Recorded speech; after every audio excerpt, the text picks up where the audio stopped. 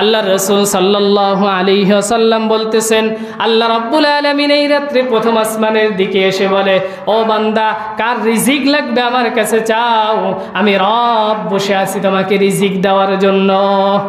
রিজিক বলতে কি বুঝি আমরা? রিজিকের ব্যাখ্যা আমি এক সময় বলেছিলাম, রিজিক বলতে শুধু খাওয়ার রিজিক না, দুনিয়ায় চলতে শুরু থেকে শেষ পর্যন্ত, দোলনা থেকে মৃত্যু পর্যন্ত যা কিছু প্রয়োজন সবকিছুর ব্যাখ্যায় কি?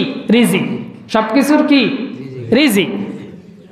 আপনি যা প্রয়োজন না কেন, টাকা লাগবে, সম্পদ লাগবে, স্ত্রী লাগবে, সন্তান লাগবে, আপনার বুদ্ধি লাগবে, মেধা লাগবে, আপনার জ্ঞান লাগবে, যা কিছু প্রয়োজন সবকিছুই কি আল্লাহর পক্ষ থেকে আসা রিজিক।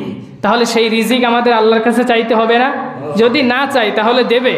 দেবে দেবে হালকা, যেটা আমভাবে হিন্দুকেও দেয়, খ্রিস্টানকেও দেয়, বৌদ্ধকেও দেয়, আপনাকে ওইভাবে দেবে। কিন্তু আপনি আল্লাহর প্রিয় বান্দা যদি হতে পারেন, তাহলে আল্লাহ রাব্বুল আলামিন আপনাকে খাসভাবে দেবে, এমন দেওয়া দেবে যা আপনার অপুরন্ত দেবে, যে কোনো অভাব আপনার জমিনের মধ্যে আর থাকবে না। এজন্য সেই যদি খাসভাবে পেতে চাই, তাহলে আমাদের কি করতে হবে? আল্লাহর কাছে চেয়ে নিতে হবে, আল্লাহ রাব্বুল আলামিনের কাছে দোয়া করে নিতে হবে, ইবাদত করে নিতে হবে, নামাজ পড়ে নিতে হবে, রোজা রেখে নিতে হবে, কোরআন তেলাওয়াত করে নিতে হবে, তাসবিহ পড়ে নিতে হবে। পারবো না সবাই? ইনশাআল্লাহ। সবাই পড়ুন, আউযু বিল্লাহি মিনাশ শাইতানির রাজিম। বিসমিল্লাহির রাহমানির রাহিম। ইন্না আনজালনাহু ফি লাইলাতিন মুবারাকাতিন ইন্না কুন্না মুনজিরিন ফিহা ইউফরাকু কুল্লু আমরিন হাকীম। وقال رسول الله صلى الله عليه وسلم إن الله ليطلع في ليلة النصف من شعبان فيغفر لجميع خلقه إلا لمشرك أو مشاهن. وقال رسول الله صلى الله عليه وسلم إذا كانت ليلة النصف من شعبان فقوموا ليلها وصوموا نهارها فإن الله تعالى ينزل فيها لغروب الشمس إلى السماء الدنيا فيقول على من مستغفر فأغفر له على من مسترزق فأرزق له على من مبتلى فعافيه على كذا حتى يطلع الفجر. وقال تعالى إن الله وملائكته يصلون على النبي يا أيها الذين آمنوا صلوا عليه وسلموا تسليما. شكل درود إبراهيم پوری. اللهم صل على محمد وعلى آل محمد كما صليت على إبراهيم وعلى آل إبراهيم إنك حميد مجيد. اللهم بارك على محمد وعلى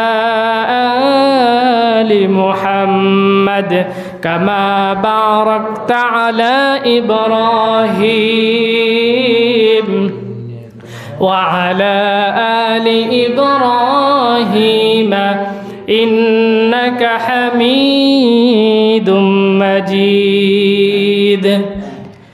এলো খুশির বারাত নিয়ে শবে বারাত, এলো খুশির বারাত নিয়ে শবে বারাত। মুমিনের ঈদে বহে খুশির জোয়ার, মুমিনের ঈদে বহে খুশির জোয়ার।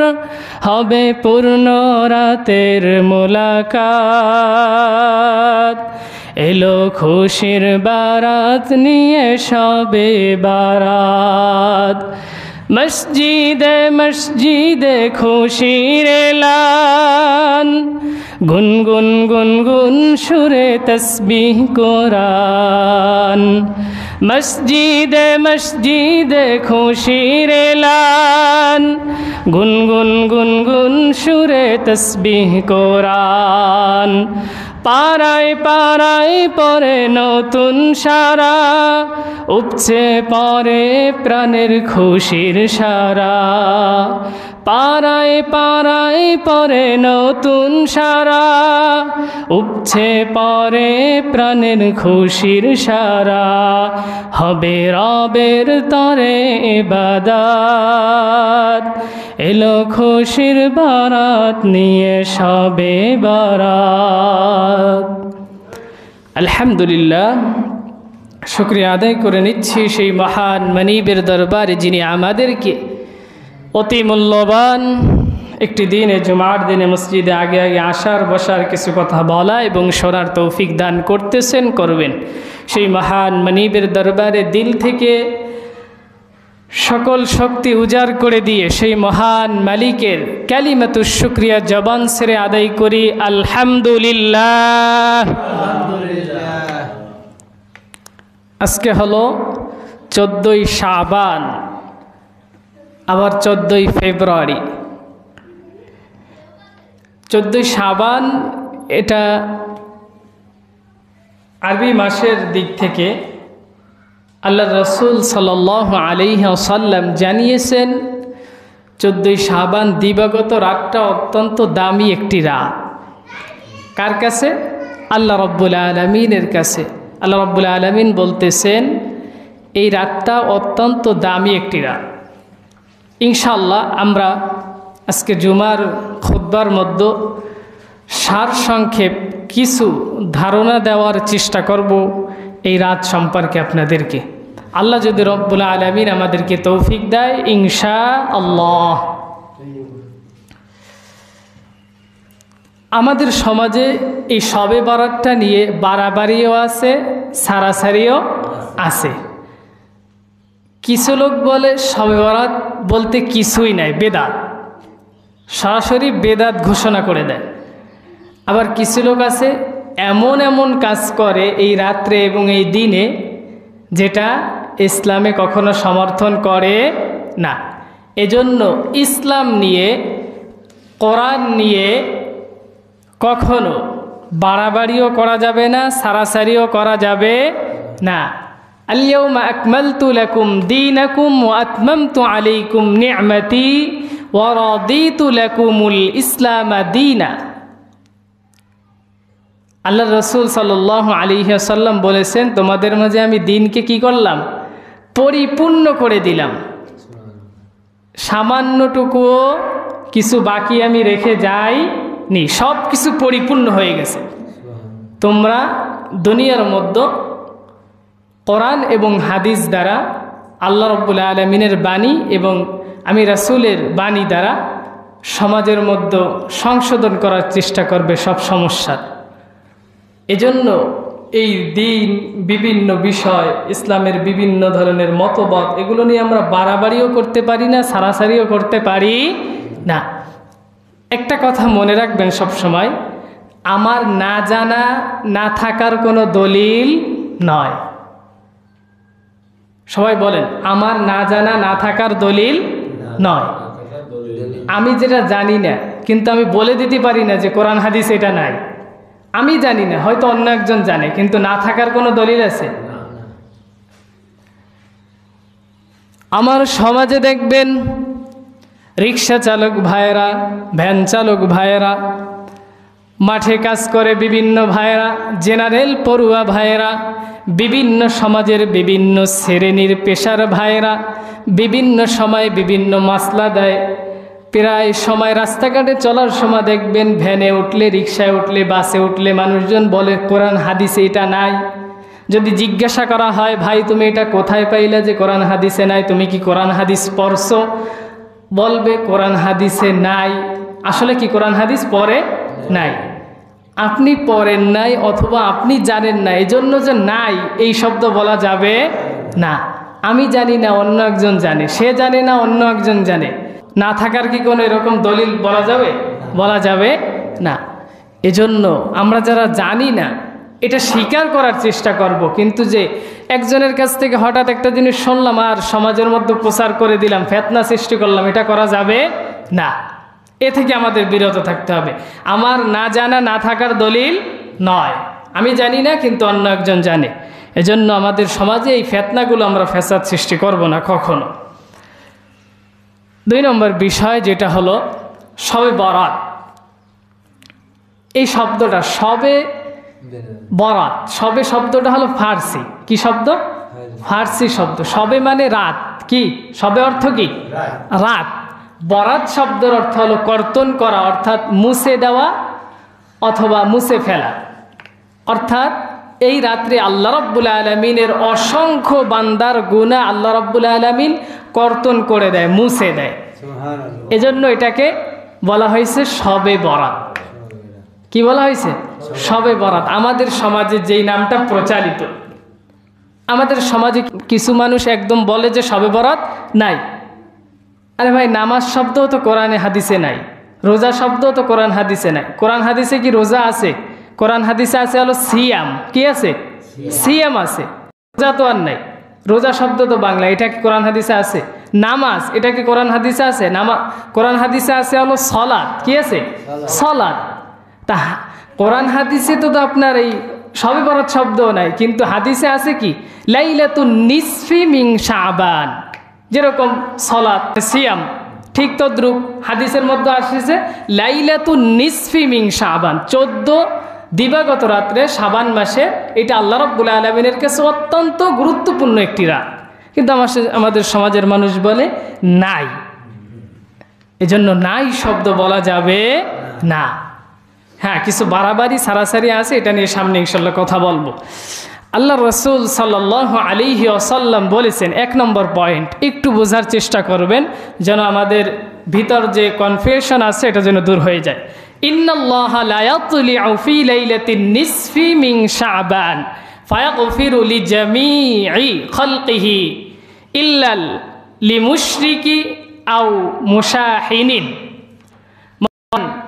আল্লাহ রব্বুল আলামিন এই শাবানের 14 তারিখ দিবাগত রাত্রে অসংখ্য বান্দাকে ক্ষমা করে দেয়। কি করে দেয়? ক্ষমা করে দেয়। শুধুমাত্র ইল্লা লিমুশরিকিন, যারা শিরিক করে এই লোকদের ব্যতীত, যারা শিরিক করে এদের ব্যতীত আল্লাহ রাব্বুল আলামিন সবাইকে কি করে দেয়? ক্ষমা করে দেয়।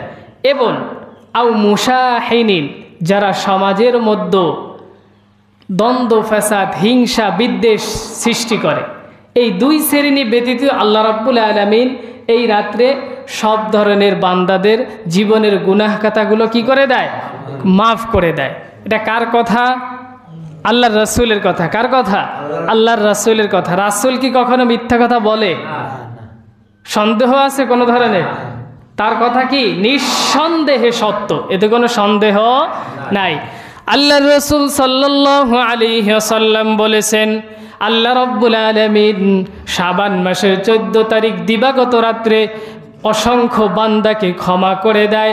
শুধু 2 শ্রেণী ব্যক্তিকে ক্ষমা করে না, যারা শিরিক করে এবং যারা সমাজের মধ্যে হিংসা বিদ্বেষ ছড়ায়, এই 2 শ্রেণী ব্যতীত সকল মানুষকে আল্লাহ রাব্বুল আলামিন ক্ষমা করে দেয়। কার কথা? আল্লাহর রাসূলের কথা। এবার আসুন, যারা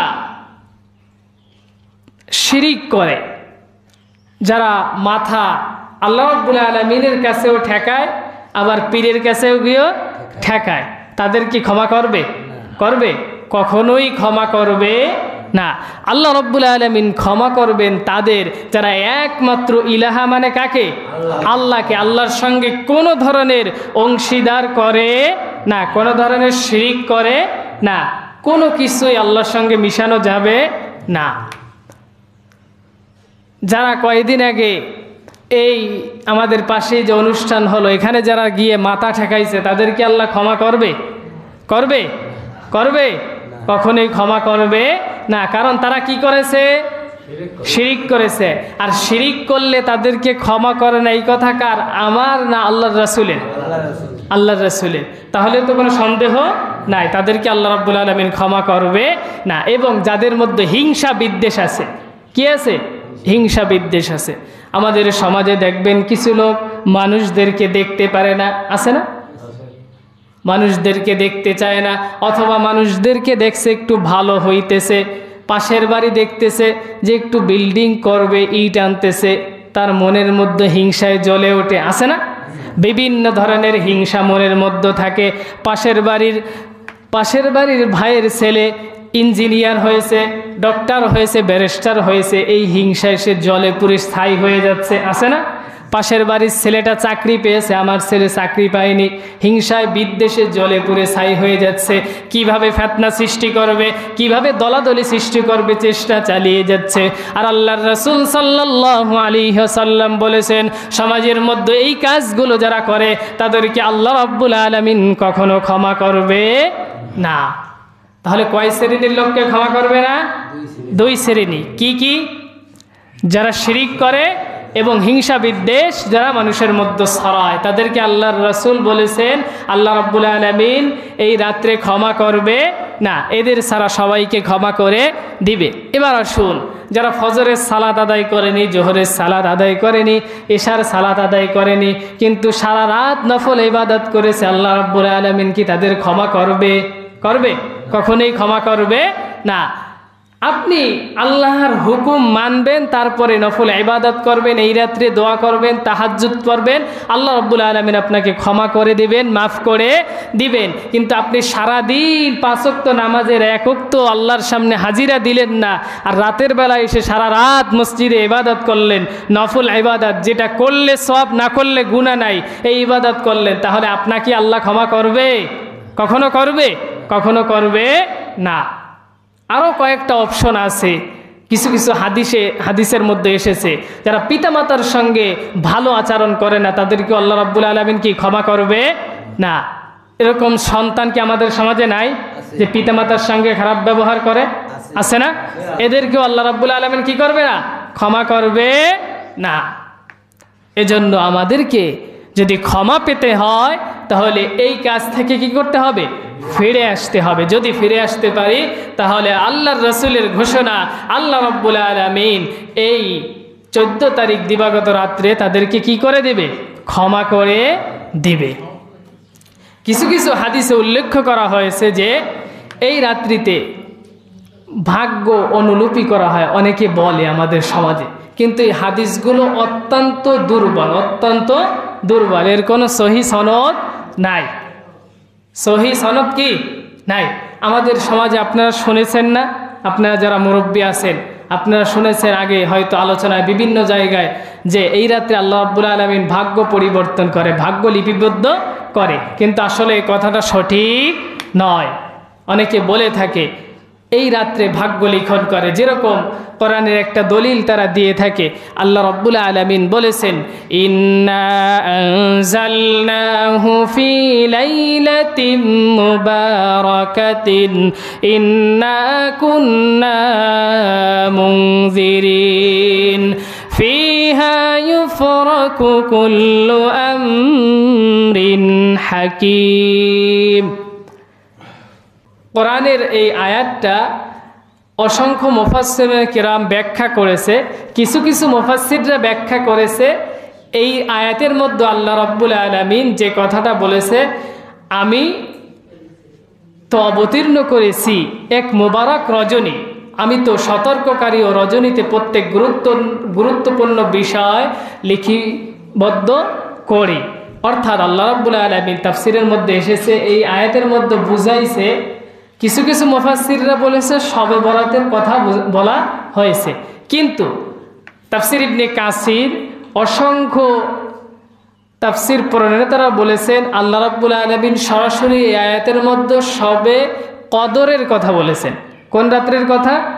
শবে কদর, অর্থাৎ রমজান মাসে যেই রাতটা আসে, যেই রাতে আল্লাহ রাব্বুল আলামিন লাউহে মাহফুজ থেকে এই কোরআনুল কারীম একসঙ্গে প্রথম আসমানে নাজিল করেছিলেন, ওই রাত্রে আল্লাহ রাব্বুল আলামিন ভাগ্য লিপিবদ্ধ করে অথবা পরিবর্তন করতে পারে।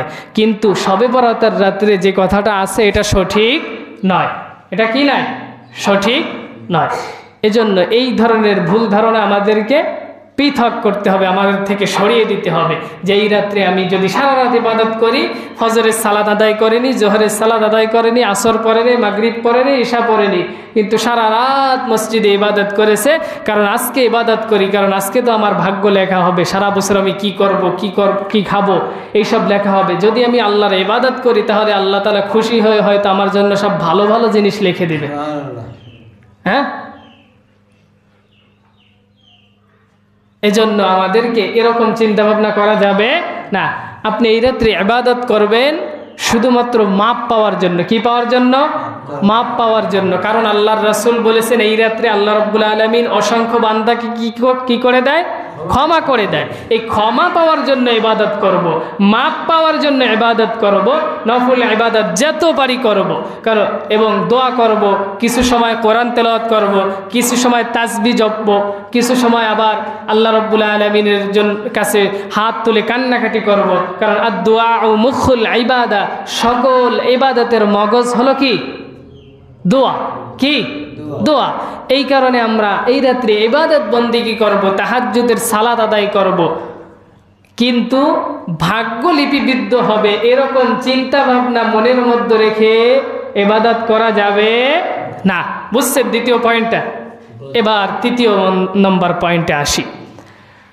শবে বরাতের রাত্রে আমরা দোয়া মোনাজাত যেটা করি, অনেকে অনেক ধরনের চিন্তা ভাবনা নিয়ে দোয়া করেন, যেটা একটু আগে বললাম যে এই রাত্রে যদি আমি আল্লাহর কাছে খাস দিলে যে কোনো কিছু চাই আল্লাহ রাব্বুল আলামিন কবুল করে নেবে। যদি আমি নামাজ নাও পড়ি তাতেও কবুল করে নেবে। যদি আমি আল্লাহর সব হুকুম নাও মানি তারপরে আল্লাহ রাব্বুল আলামিন কবুল করে নেবে।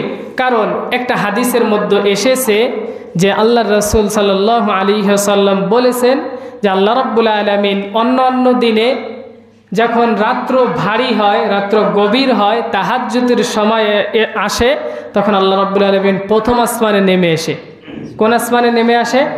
প্রথম আসমানে এসে বলে, বান্দা তোমার কার কি লাগবে আমার কাছে চাও, আমি তোমাদেরকে দিব। কার রিজিক লাগবে আমার কাছে চাও, আমি রিজিক দিব। কার সম্পদ লাগবে আমার কাছে চাও, আমি সম্পদ দিব। কার সন্তান লাগবে আমার কাছে চাও, আমি সন্তান দিব। কার স্ত্রী লাগবে আমার কাছে চাও, আমি স্ত্রী দিব। যার যা কিছু লাগবে আমার কাছে চাও, আমি রব দেওয়ার জন্য প্রস্তুত। এবং একটা হাদিসে আসছে যে আল্লাহ রাসূল সাল্লাল্লাহু আলাইহি ওয়াসাল্লাম বলেছেন আল্লাহ রাব্বুল আলামিন এই রাত্রে 14 তারিখ দিবাগত রাত্রে গভীর রাতে প্রথম আসমানে আসেন না, সন্ধ্যার পরে মাগরিবের পরপরই প্রথম আসমানে চলে আসেন। কোন আসমানে চলে আসেন? প্রথম আসমানে চলে আসেন। এসে আল্লাহর রাসূল সাল্লাল্লাহু আলাইহি ওয়াসাল্লাম হাদিসের মধ্যে এসেছে আল্লাহ রাব্বুল আলামিন ডাকতে থাকে, বান্দা তোমার কার কি লাগবে আমার কাছে চাও, আমি দিব। যার যে ধরনের চাওয়া পাওয়া আছে আমার কাছে চাও, আমি দিব। তাহলে আল্লাহ রাব্বুল আলামিন যেহেতু এই কথা বলতেছেন, তাহলে আমি যদি নামাজ যেহেতু পড়ি নাই, আমি যদি আল্লাহর কাছে চাই আল্লাহ আমাকে দিবে। আমি আল্লাহর হুকুম মানি না, তারপরে আল্লাহর কাছে চাইলে আল্লাহ দিবে? কখনো সম্ভব? সম্ভব নয়। আপনি আল্লাহর প্রত্যেকটা ফরজ হুকুম মানবেন, এরপরে আল্লাহর কাছে চাইবেন, আল্লাহ দেবে। একটা লোক যে আপনার বাড়িতে কাজ করে, সে আপনার কথা শোনে না। কি শোনে না? আপনি যেটা বলেন সেটার উল্টা করে। আপনি কি তারে বেতন যা আছে তার থেকে আরও 500 টাকা 1000 টাকা বাড়িয়ে হাদিয়া হিসেবে দেবেন নাকি? না, আরও চেষ্টা করবেন বেতন যেটা আছে ওটা থেকে আরও 500 রেখে দেওয়া, একটু কমিয়ে দিই, যেহেতু আমার কথা শোনে না। আল্লাহ রাব্বুল আলামিনের একটা জাস্ট উদাহরণ, আল্লাহ রাব্বুল আলামিনও যেই বান্দার আল্লাহর প্রতি কৃতজ্ঞ থাকে, আল্লাহর রাজি খুশির উদ্দেশ্যে সবসময় কাজ করে, আল্লাহ রাব্বুল আলামিন তাদেরকে অপুরন্ত নিয়ামত দেওয়ার সবসময় চেষ্টা করে। কিন্তু যারা আল্লাহর উদ্দেশ্য কাজ করে না, আল্লাহর হুকুম মানে না, আল্লাহর বিধিবিধান জমিনের মধ্যে মানার চেষ্টা করে না, আল্লাহ রাব্বুল আলামিন তাদেরকে কিন্তু অপুরন্ত যে খাস যে রহমতটা আছে ওটা দেয় না, তাদেরকে হলো আমভাবে রহমত দেয়। যেরকম হিন্দুকে আল্লাহ রাব্বুল আলামিন খাওয়াচ্ছে না, সে কি আল্লাহর কখনো ইবাদত বন্দেগী করে? সবসময় আল্লাহর সঙ্গে শিরিক, আল্লাহর সঙ্গে যত ধরনের শিরিক আছে, যত ধরনের মিশ্রণ আছে, সব কিছু দ্বারা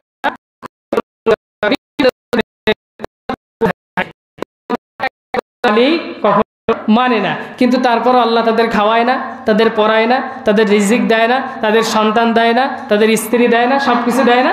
এটা কি আম রহমত? আমভাবে মানে সবাইকে দেয়।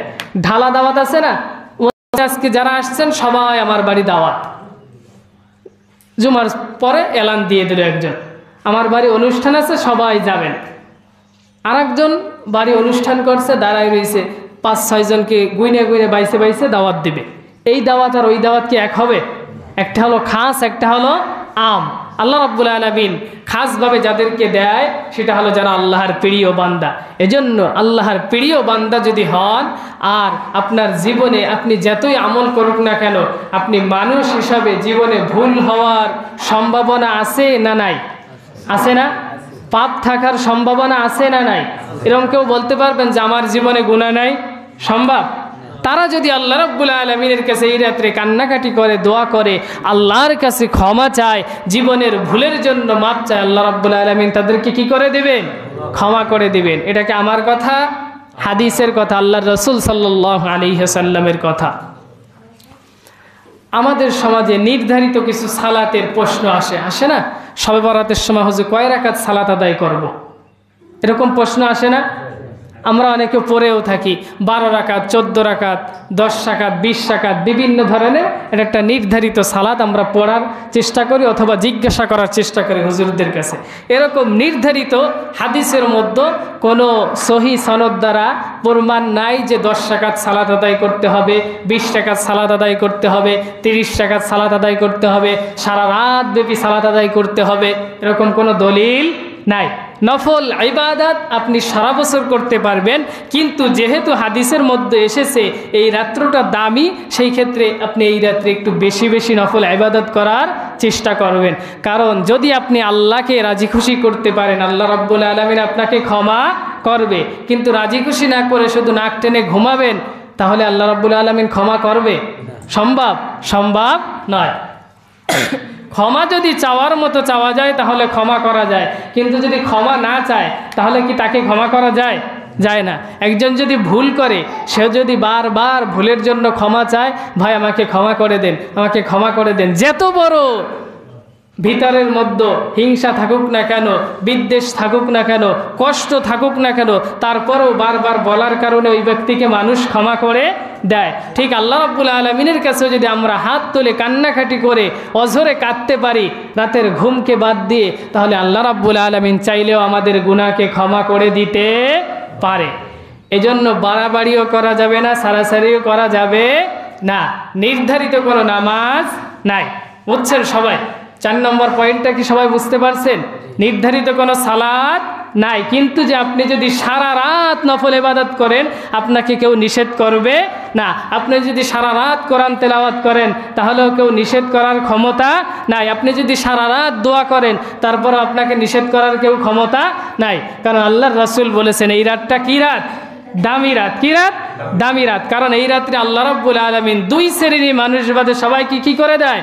ক্ষমা করে দেয়। সেই ক্ষেত্রে আমরা এই রাত্রে কিছু সময় নফল নামাজ, কিছু সময় কোরআন তেলাওয়াত, কিছু সময় জিকির, কিছু সময় দোয়া, আবার কিছু সময় বিশ্রাম করলাম, আবার নামাজ, আবার কত সময় কোরআন তেলাওয়াত, আবার জিকির, আবার দোয়া, এইভাবে রাতটা ইবাদতের মধ্যে মোটামুটি কাটানোর চেষ্টা করব। সবাই পারবো তো ইনশাআল্লাহ? আল্লাহ রাব্বুল আলামিন, আল্লাহ রাসূল সাল্লাল্লাহু আলাইহি ওয়াসাল্লাম বলতেছেন 4 নম্বর যে পয়েন্টটা, যে আমরা বিভিন্ন নামাজ তো নির্ধারিত পড়ি, আবার অনেক সময় বিভিন্ন সূরা দিয়ে পড়ার চেষ্টা করি, যে এই নামাজ কি সূরা দিয়ে পড়তে হবে, সূরা ইখলাস না ফালাক না নাস না ফিল, কোন সূরা দিয়ে পড়লে ভালো হয়, অথবা সূরা ইখলাস কয়বার পড়তে হবে এক রাকাতের মধ্যে, 20 বার 30 বার নাকি 10 বার নাকি 3 বার নাকি 4 বার, এরকম সমাজের মধ্যে ভুল ধারণাও আছে না? ইবাদত করতে গেলে বিভিন্ন প্রশ্ন আমাদের মধ্যে জেগে ওঠে, কিন্তু আসলে প্রশ্নগুলো যদি একজন স্বাভাবিক মস্তিষ্কের মানুষ হয় তার আসা উচিত না। কারণ নফল ইবাদত আপনি অন্য যে নামাজগুলো পড়েন সুন্নাত নামাজ, ওই নামাজের মতোই। অন্য নামাজে যেরকম একটা সূরা ফাতিহা এরপরে একটা সূরা মিলাইয়ে রুকুতে যান, ঠিক না? এরপরে সিজদা, এরপরে আবার দাঁড়ান, আবার সূরা ফাতিহা পড়েন, আবার একটা সূরা মিলান, এরপরে বসেন, আত্তাহিয়াতু দুরূদ শরীফ দোয়া সূরা সালাম ফিরে নামাজ শেষ। 2 রাকাত করে আপনি 20 রাকাত 30 রাকাত 40 রাকাত অথবা 10 রাকাত অথবা 12 রাকাত যা পড়বেন পড়তে পারেন। যে কোনো সূরা দিয়ে পড়তে পারেন, যে কোনো কোরআনুল কারীমের আয়াত দিয়ে পড়তে পারেন, কোনো সমস্যা নাই। নির্ধারিত কোনো সূরা নাই, নির্ধারিত কোনো সূরা আছে নাই। শবে বরাত অর্থাৎ লাইলাতুন নিসফি মিন শাবানের রাত্রে যে নামাজগুলো আমরা আদায় করব নফল নামাজ, এগুলোর নির্ধারিত কোনো রাকাতও নাই, নির্ধারিত কোনো সূরাও নাই। বোঝা গেছে? নির্ধারিত কোনো সূরা আছে নাই। এরপরে আমরা আসেন, অনেকে আছে যে সূরা ইখলাস এক রাকাতের মধ্যে 10 বার আছে না, এক রাকাতের মধ্যে 10 বার পড়তে হবে, এরকম করে 20 বার সূরা ইখলাস 2 রাকাতের মধ্যে পড়তে হবে। আমাদের সমাজে যে ফিতনাগুলো আছে, সমাজের মধ্যে যে ভুল ধারণাগুলো আছে, এগুলো সম্পর্কে একটু জানার চেষ্টা করি, আমরা বোঝার চেষ্টা করি। শুধু ইবাদত করলে হবে না, ইবাদতটা সহি শুদ্ধভাবে করার চেষ্টা করতে হবে। নফল ইবাদত করেন আর ফরজ ইবাদত করেন আর সুন্নাত ইবাদত করেন, ওটার মধ্যে যদি সহি থাকে তাহলে ওটা আল্লাহ রাব্বুল আলামিনের কাছে কবুল হয়ে যাবে। সারা জিন্দেগি আপনি কপাল ঠেকাইলেন, কিন্তু নামাজ পড়লেন, আপনার নামাজটা সহি শুদ্ধ হলো না, ওই নামাজ কিন্তু আল্লাহর কাছে গ্রহণযোগ্য হবে না। কিন্তু আপনি একটা সিজদা যদি সুন্দরভাবে একনিষ্ঠভাবে আল্লাহর কাছে রাজি খুশির উদ্দেশ্যে দিতে পারেন, আর ওটা যদি কবুল হয়ে যায়, হয়তো একটা সিজদার উসিলা আল্লাহ রাব্বুল আলামিন আপনাকে ক্ষমা করে দিবে। সম্ভব না? সম্ভব। এজন্য এখানে একটা প্রশ্ন আছে, আমাদের সমাজের মানুষ নামাজ পড়ে খুব তাড়াহুড়া করে, তাই না? কেউ তো পাল্লা দেবে যে আমি কয় রাকাত পড়তে পারি দেখি, আমি পড়ছি 20 রাকাত, তুই দিকে পড়লি কেবল 6 রাকাত, এরকম বলে না? এরকম করাও যাবে না।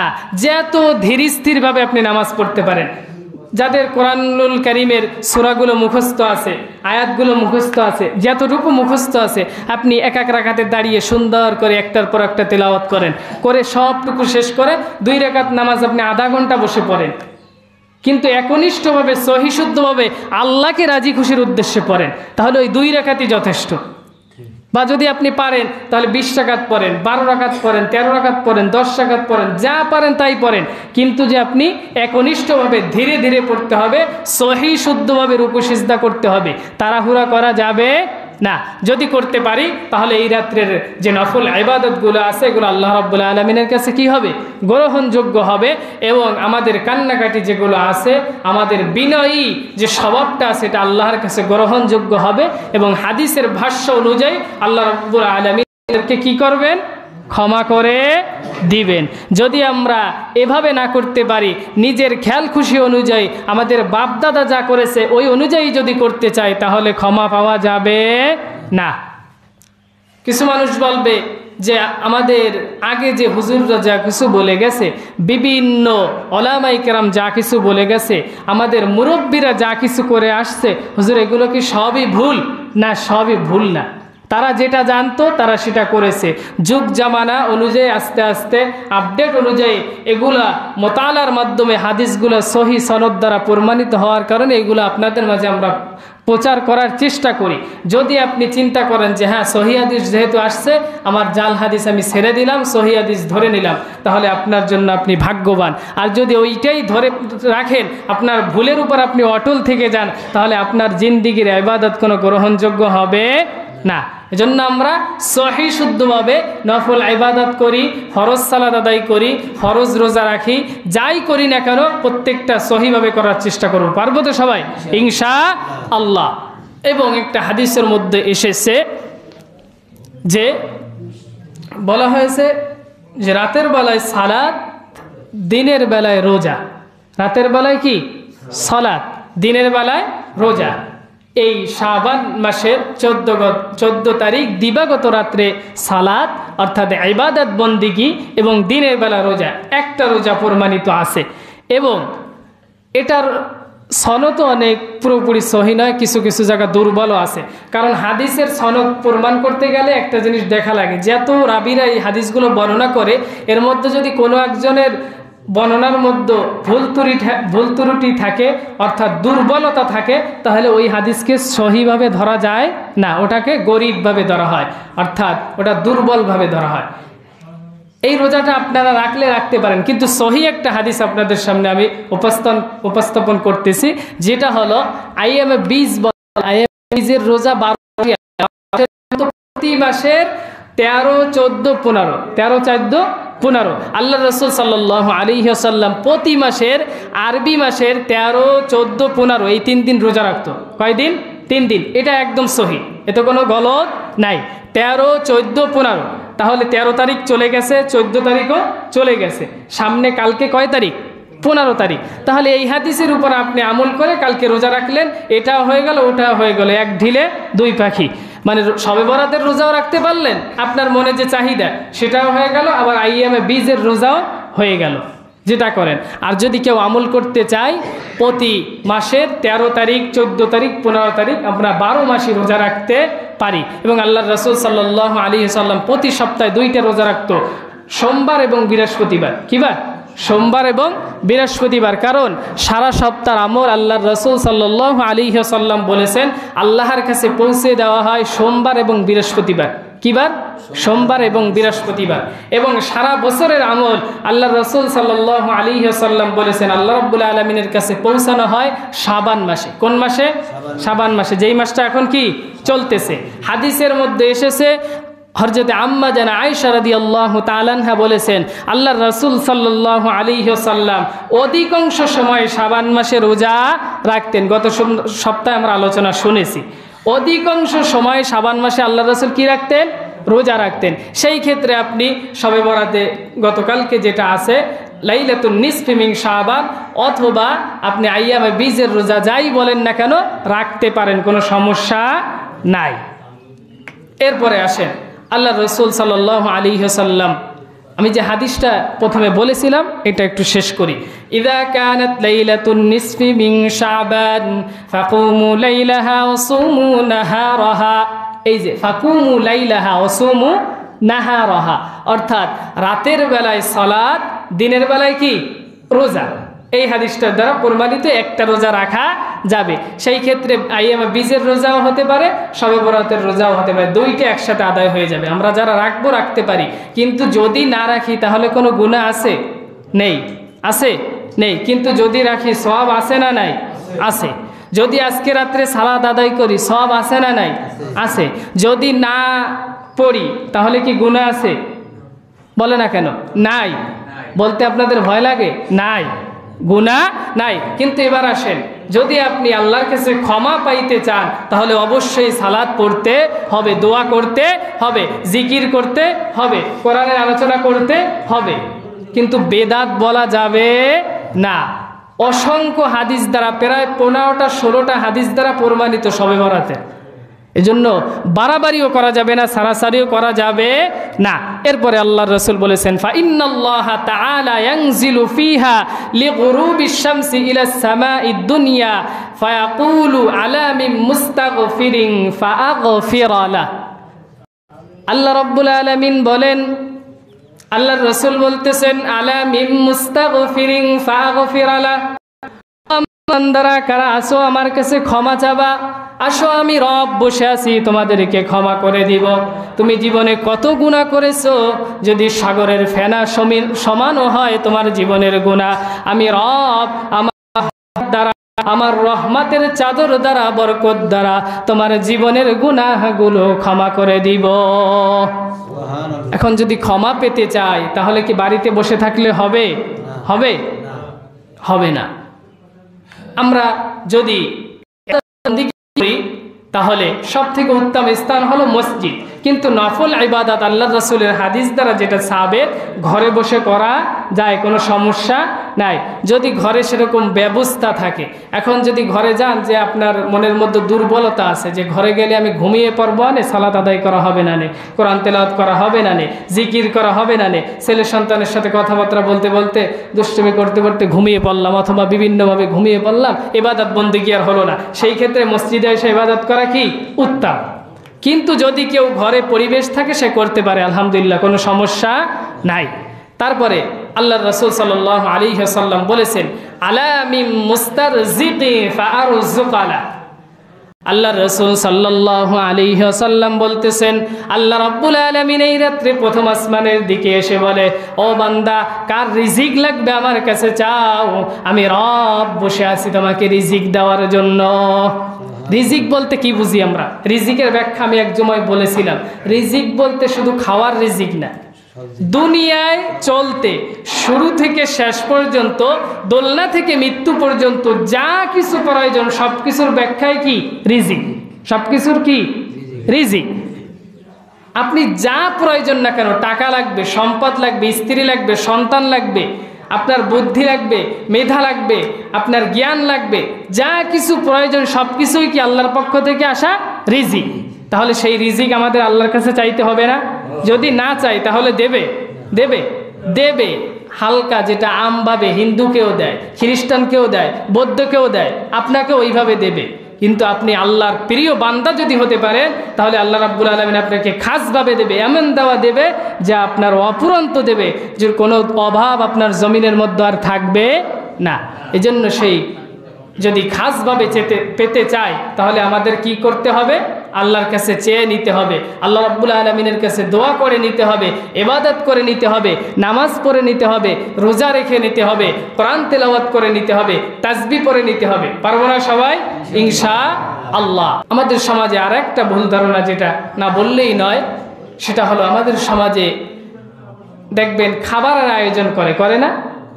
যেহেতু আজকে শুক্রবার, আজকে এই দিনই মানুষ করে, 14 গত দিবাগত দিনেই করে, যারা করছে, কিন্তু যে এই খাবারের বিষয়টা হলো, যদি এই উদ্দেশ্য করে করি, লাইলাতুন নিসফি মিন শাবানের উদ্দেশ্য করে করি তাহলে এটা ঠিক হবে না। কিন্তু যদি আমি মনে করি, আমি চিন্তা করি যে আমি সারা রাত ইবাদত করব, আমার হয়তো ইবাদত করতে করতে টায়ার্ড হয়ে যেতে পারি, আমি ক্লান্ত হয়ে যেতে পারি, আমার খারাপ লাগতে পারে, সেই ক্ষেত্রে একটু রুটি বানাইলাম, একটু শুকনা খাবার বানাইলাম, একটু গোস্ত ভুনা করলাম, একটু মাছ ভাজি করলাম, এগুলো বানিয়ে রাখলাম, মাঝে মাঝে খাইলাম আবার ইবাদত করলাম, খাইলাম আবার ইবাদত করলাম, যাতে ক্লান্ত বোধ না হয়, সেই ক্ষেত্রে আপনি করতে পারেন, কোনো সমস্যা নাই। কিন্তু এই যে হালুয়া রুটি বানাইতেই হবে, সারা মানুষের মাঝে প্রচার করতে হবে, কিয়ামতের দিন আমাকে এই রুটি ছায়া হয়ে আমাকে ছায়া দেবে, এই ভুল ধারণা রাখা যাবে না। এগুলো করা যাবে না। প্রথমেই আমি যেই কথা বলেছি, ইবাদত করব, ইসলাম মানব, কোরআন মানব, হাদিস মানব, কখনো বাড়াবাড়ি করব না, সারাসারিও করব না। পারবো তো সবাই? ইনশাআল্লাহ। সুবহানাকাল্লাহুম্মা ওয়া বিহামদিকা আস্তাগফিরুকা ওয়া আতুবু ইলাইক।